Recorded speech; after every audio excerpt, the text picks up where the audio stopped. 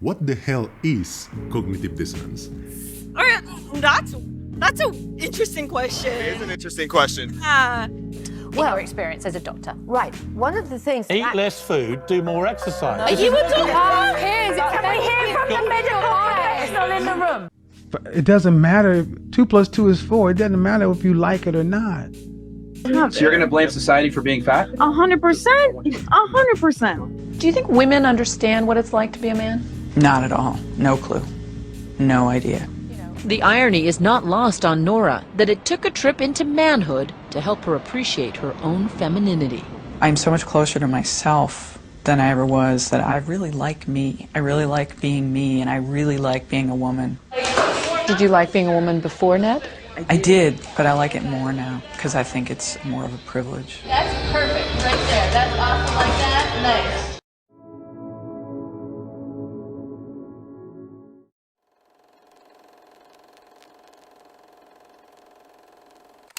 So these guys want to talk about JK Rowling? Is that so? What's going on with that? What do you want to know?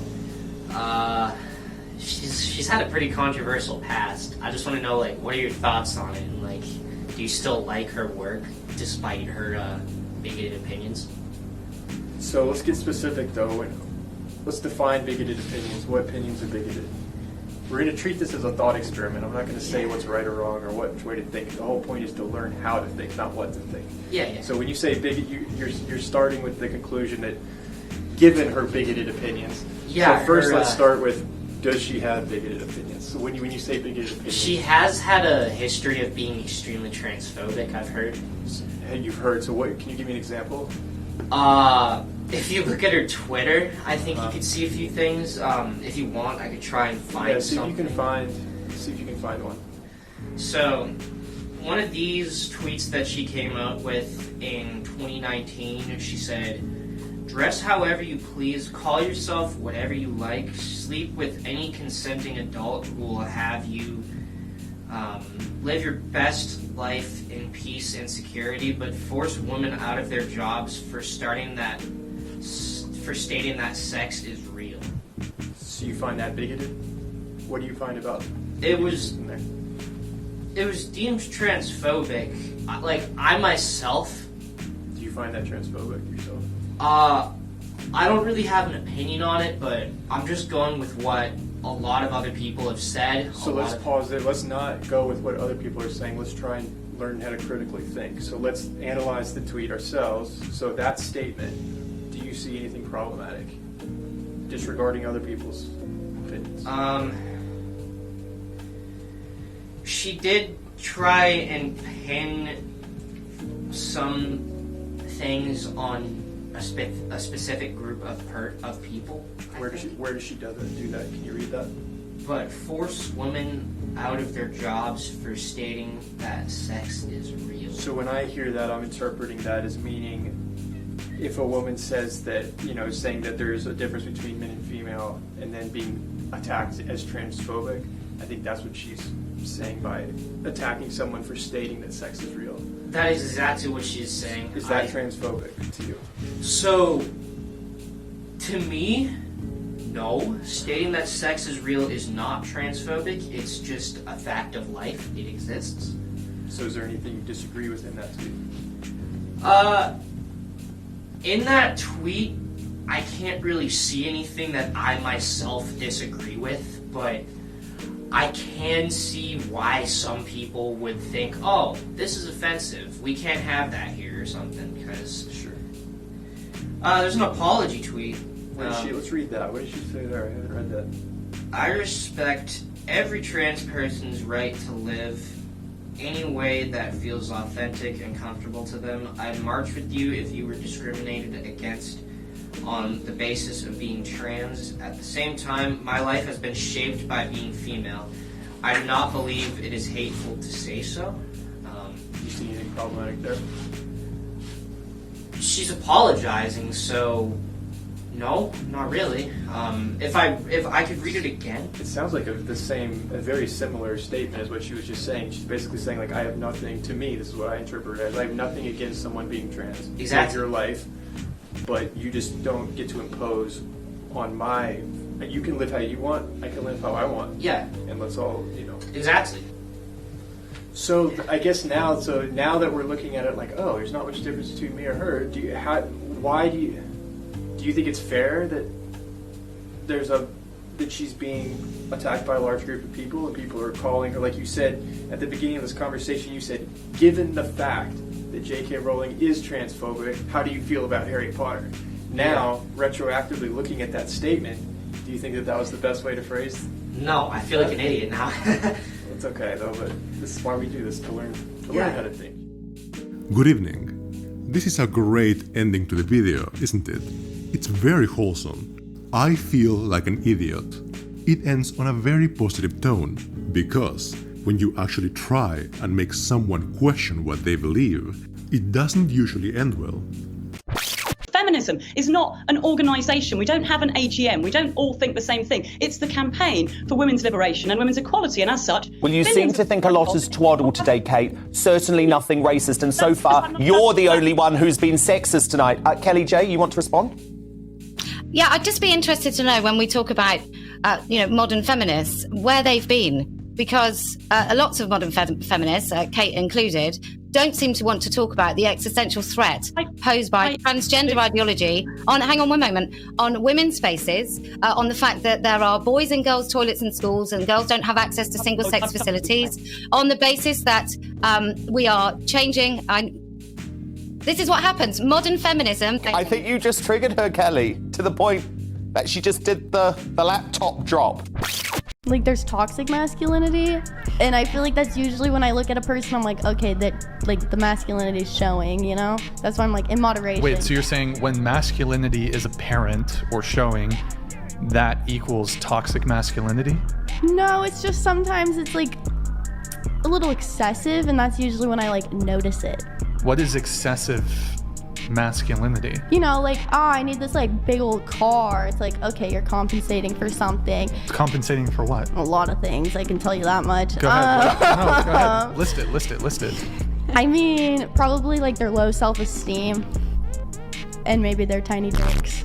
Can I say that? Sure. Okay. Tiny dicks. So do women who want nice cars, do they have loose pussies? No, they got taste. So it's only bad if men have a desire for material goods? No. These are all just, like, really misogynistic. I don't necessarily need a man to tell me. I also have females who can support me. I feel like women and men can both provide that. Wait, what is misogynistic about his statement here? Well, I don't know why it has to be a man. How do you define misogyny? I don't know. I don't like this. What?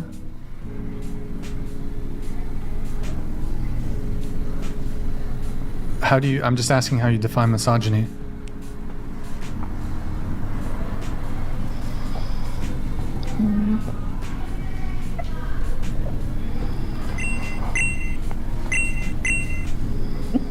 Can I go? Are you okay? Like, do you want to go as in leave? Is it because I asked how you define misogyny? Just whatever comes to your mind naturally. What would you say? Can you name some things women just have a knack for more so than men? Probably compassion and empathy and generosity of heart. Yeah. Yeah, that's a lot of people go with that. And what comes to your mind if I say what would you say men are better at than women? I don't know. A lot. I think both have their pluses and minuses. I think men are better at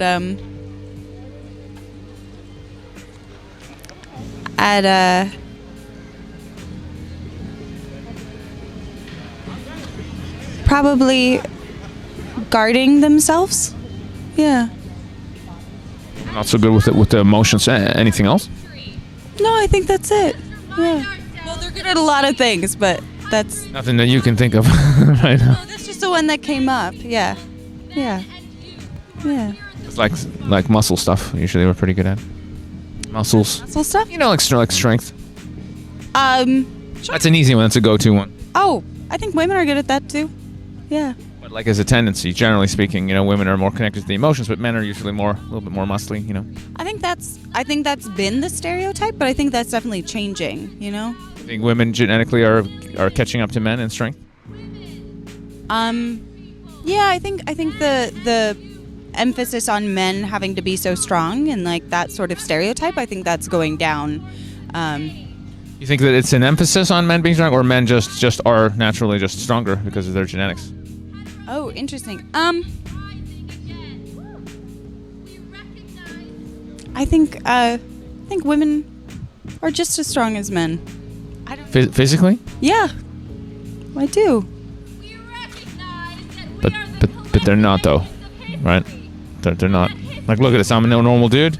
Look at my size. I'm just bigger, right? So I'm gonna have more muscle. That's a normal. It's just how it is. It's not. But not all men.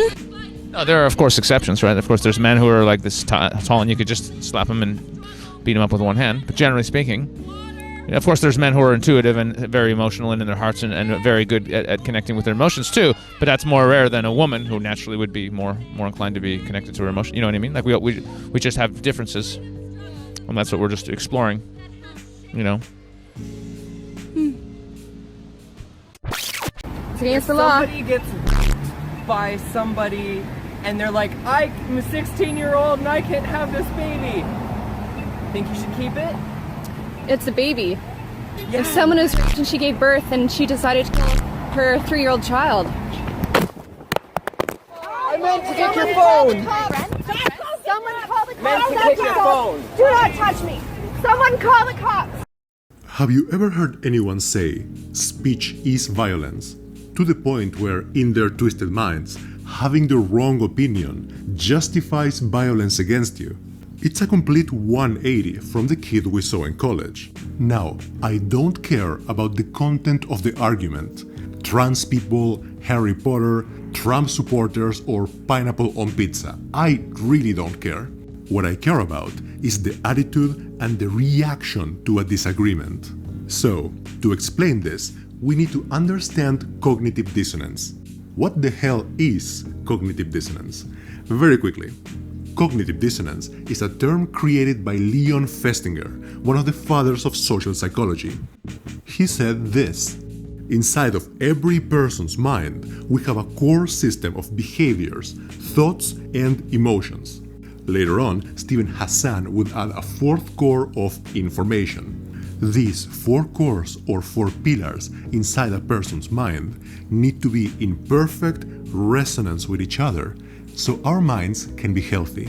For example, imagine we have a very emotionally empathic person, a kind person, but we forced this woman to work as a thief or a scam artist, hurting people, stealing their life savings. Her beliefs don't really match her behavior anymore, creating chaos and dissonance, competing frequencies inside this woman's mind that can absolutely end up shattering the system. This, you see right here, is not healthy for your mind. This chaos, this battle, this mess that you see is what we call cognitive dissonance. We have the case of Nora Vincent, for example, a feminist woman who believed men are incredibly privileged. So, she decided to perform a social experiment. Nora forced herself to dress and live as a man for 18 whole months. Nora changed her behavior, her wardrobe, her clothing from one day to the next. Throughout the experiment, she came to quickly find out that living as a man was incredibly rough, and that being a woman, in her words, was much more of a privilege than being a man. I'm so much closer to myself than I ever was, that I really like me. I really like being me, and I really like being a woman. Did you like being a woman before Ned? I did, but I like it more now because I think it's more of a privilege. That's perfect right there. That's awesome like that. Nice. They don't get to show the weakness. They don't get to show the affection, especially with each other. And so often all of their emotions are shown in rage. Nora was not harmed physically, but she continued her emotional descent, and a week later checked into a hospital with severe depression. Identity, she concluded, was not something to play around with. When you mess around with that, you really mess around with something that you need that helps you to function. And I found out that gender lives in your brain, and it's something much more than costume. And I really learned that the hard way.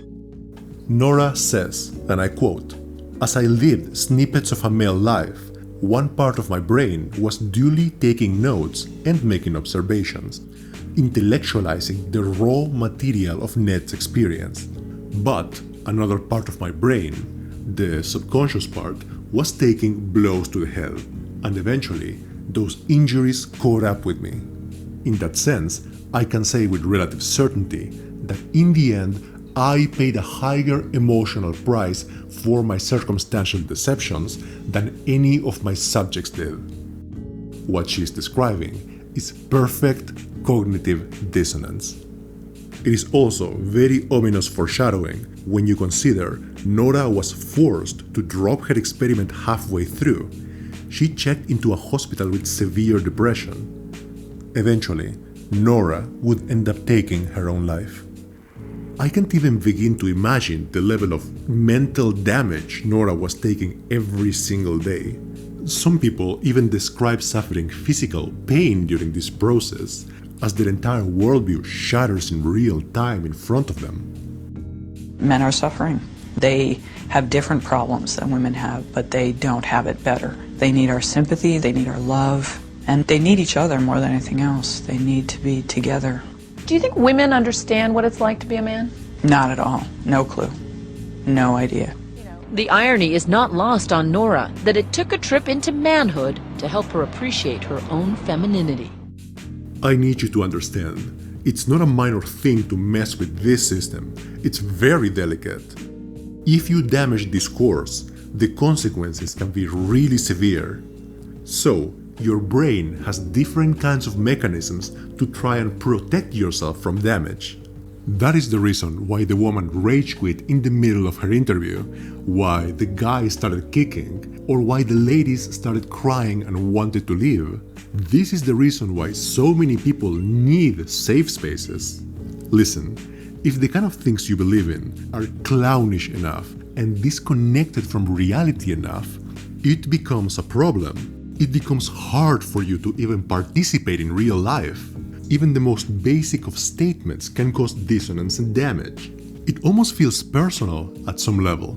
The more of a clown you are, the more you feel like the world is actually against you, to the point where saying things like sex is real or men are on average stronger than women feel problematic. It feels like an attack. Question for you.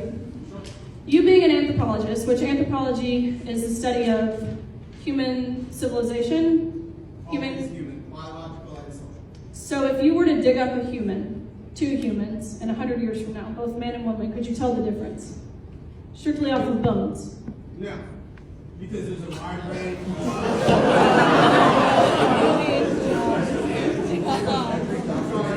Women have just discredited.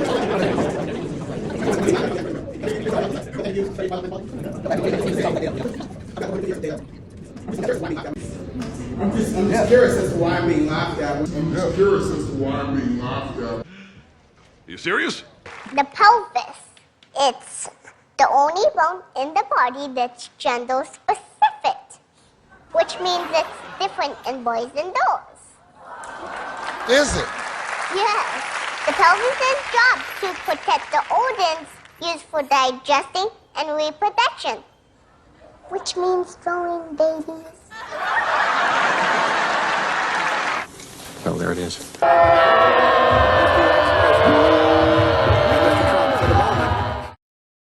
Listen, if a simple statement like men and women's bones are different is enough to trigger someone and cause dissonance, then it becomes a huge problem. It means your core is pretty much incompatible with reality. Men and women have the same bones. Women are stronger than men. Being straight is offensive. Traditional masculinity is harmful. Whiteness is a problem. The protests were peaceful. Biology is capitalist indoctrination. And, bringing it back to Rowling, TERFs should be for not getting in line with the program. By the way, all white people are racist, even if they say they are not, so they should just be quiet. But at the same time, always remember, silence is violence.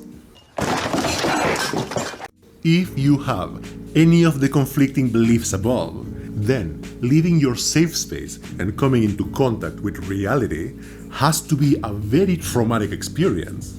Reality itself becomes this vicious, evil Iron Maiden that causes damage on you 24/7. Just you existing and interacting with the world is enough to hurt you deeply. It's enough to cause dissonance. You basically become Nora Vincent without the option of quitting the social experiment halfway through. It is no surprise to me that extremely left-leaning people are much more likely to suffer from mental health issues and everything that comes attached to that. It's not a coincidence. It's the media they choose to consume, the things they blindly believe in, the way they think, and how they approach real life. Their entire system is incompatible with reality. No wonder they think speech is violence. And to be fair, I feel the same way about radicals on the extreme right, cult members, and everything in between. But I see it much more in the far left side of the spectrum, where they have completely thrown away reality. Listen, I don't want to get political, so I'll finish with this. When you are young, what you think, what you believe, and the information you are exposed to is the responsibility of your parents. Your parents are in control of your entire core system. Sometimes this can be pretty dangerous. Let's cut to a clip. I appreciate one thing my mother taught me. One crucial lesson. It was never to rely on a man. You know why? Because they ain't period. Does your mom say you have to be LGBT? No. I can choose what I want to be, but Go ahead, Lex. Go ahead. Keep talking. Say what you're saying. My mom doesn't matter if I am gay or lesbian or any of that. She doesn't care. All she cares about is that I'm a part of it. And if I'm not a part of it, she'll try to convince me to join it. Cause What? Are you saying though? Facts. That I would convince you to join what? The LGBTQIA+ community. According to their science, the odds that 3 consecutive children will identify as trans are 1 in 5 million to 1 in a billion. Did you know that Megan Fox hit that lottery with her 3 consecutive trans kids? Either we believe those odds or these kids are being groomed. He is gay. Yeah, this is him. He's gay. I called up my dad and I said, hey, guess what? Your grandson, gay. Gay, gay, gay. My dad says, you can't just say that your baby is gay before he gets a chance to tell us he's gay. And I go, whoa, whoa, whoa, whoa, whoa, whoa. Straight people do it all the time. Little baby boy is born. Oh, he's gonna be a heartbreaker. Little baby girl is born. Oh, you better lock her up when she turns 16. Clearly, people want their children to be straight. Well, my son is gay. Gay. Very gay. Very gay. When our children tell us who they are, it is our job as grown-ups to listen and to believe them. You told me you were a fire truck, and now you're just gonna stand there and do nothing? Some people just shouldn't be parents. But my point is this. College is a great opportunity to challenge your beliefs, to challenge your system, to grow, to evolve. I mean, yeah, sure, it can be scary to allow information of different frequencies to enter your mind. I understand it's much easier to mindlessly consume the content you like and agree with, but challenging what you believe is the right thing to do every time. If you don't want to spend the rest of your life as a mindless zombie, that is. Don't overdo it, obviously, pace yourself, but thinking of yourself as an idiot and putting yourself in a position to listen, to learn and to change, it's the smartest and most responsible thing we can do. Thank you for watching, and I'll see you on the next one. For Black people, I believe white privilege is something to leverage. What is it though? I don't see it anywhere. What is it? What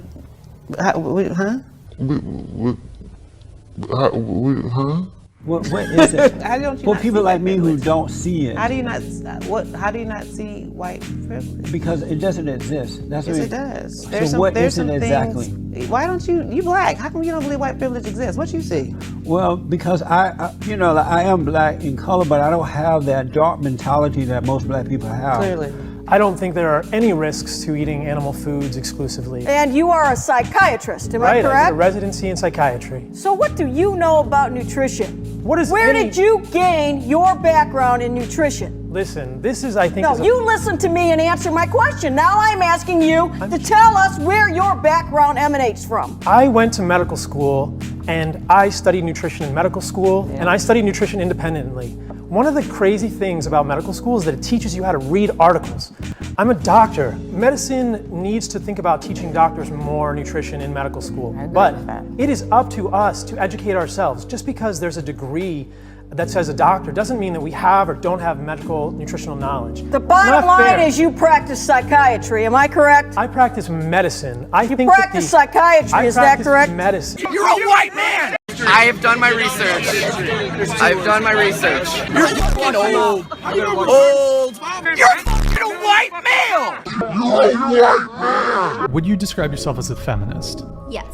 So how do you believe in gender equality?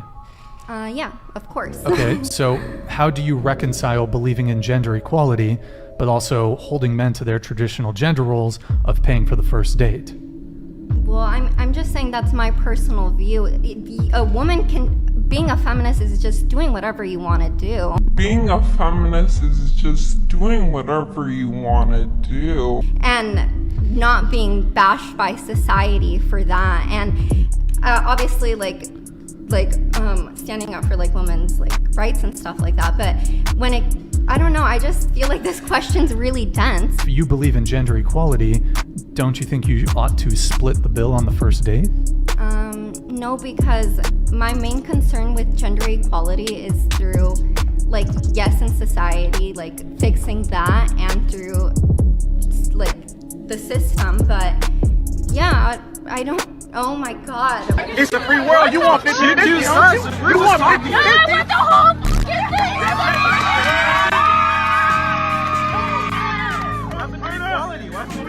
I want equality. I love it. 50-50 or whole, motherfucker! No, 50-50, man. Whole! Whole! Or fuck off! Fuck you! I don't know what whole means.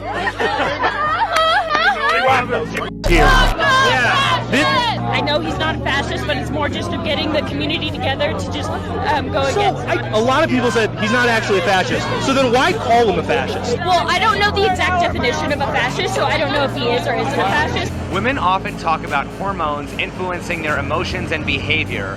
Why are there some women who shame men for being horny when testosterone is a male hormone? These interview questions seem super sexist, and I'm not going to continue this. Thanks so much, though. Doesn't it go both ways, though? They seem all pretty sexist. That's okay, though. Thank you so much. Well, your experience as a doctor. Right. One of the things... Eat less food, do more exercise. No, you were talking about Piers. Can we hear from the medical professional in the room? Dr. Piers. It doesn't matter. 2 + 2 is 4. It doesn't matter if you like it or not. That's one thing I really don't understand is why so many educated women think that they can change facts just because they don't like them. Why not just eat healthy, sleep 8 to 10 hours a night, drink water, vegetables, so you're not as bloated and you don't look ridiculous? No, man, no stress. We live in America. That's not really pushed for. So a lot of people are going to just have So you're going to blame society for being fat? 100%. 100%. My choice! My choice! My choice! My choice! My choice! My Okay.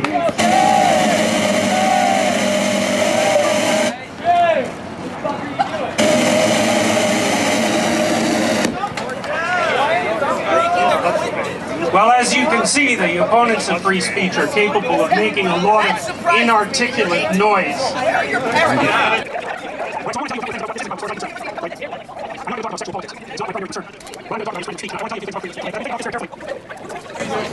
I've been thinking about this very carefully over the last 2 weeks. And it's partly because of the videos that I've made. I thought you don't like Hawks, though. But also because...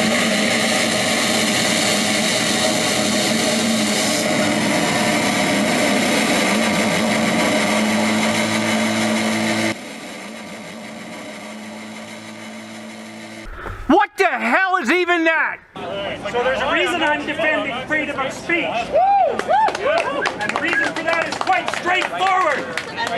The reason I'm defending freedom of speech is because that's how people with different opinions settle their opinions in a civil society. And if we lose that, so much you can't imagine. Free speech is the mechanism by which we keep our society functioning. It's as a consequence of free speech and the ability to speak. People can put their finger on problems, articulate what those problems are, solve them, and come to a consensus. And we risk losing that. I don't speak perfectly, and my arguments aren't perfectly formulated. Neither are anyone else's. And we have to be able to say what we have to say badly, or we won't be able to think at all. And I know where that leads. I've studied totalitarianism for 4 decades, and I know how it starts.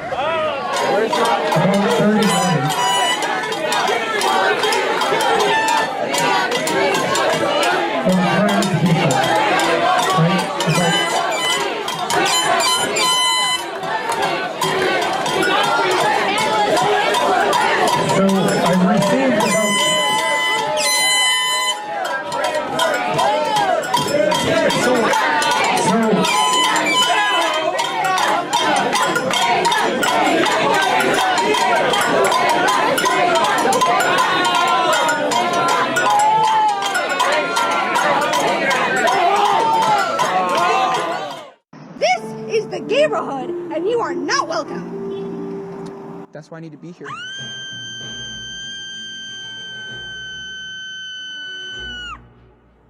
Well, what's a man to you? You define a man for me. You have chromosomes that are X and Y. That's what a man is. So why are we just looking at the science of this as an example? Science. When we've learned sex and gender identity are they're completely different things. They're not completely different. They are completely different. Completely different words.